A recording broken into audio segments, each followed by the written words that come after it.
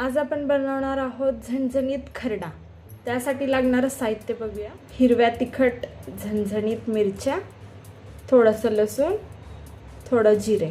कढई छान गरम करून थोडं तेल घालूया। तेल गरम झाल्यावर मिरची घाला, लसूण, जिरे छान भाजून घेऊया। 2 मिनिटं झाकून घ्या। मिरची मऊ होईपर्यंतच भाजा, जास्त लाल केलं तर खरड्याला चव चांगली येत नाही। आता गॅस बंद करूया। भाजलेलं मिरची, जिरं, लसूण प्लेटमध्ये काढून पूर्ण थंड होऊ द्या।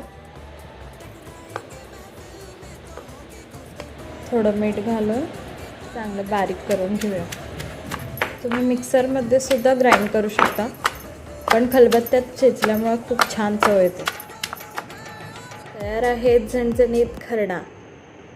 तुम्ही पण नक्की ट्राय करा।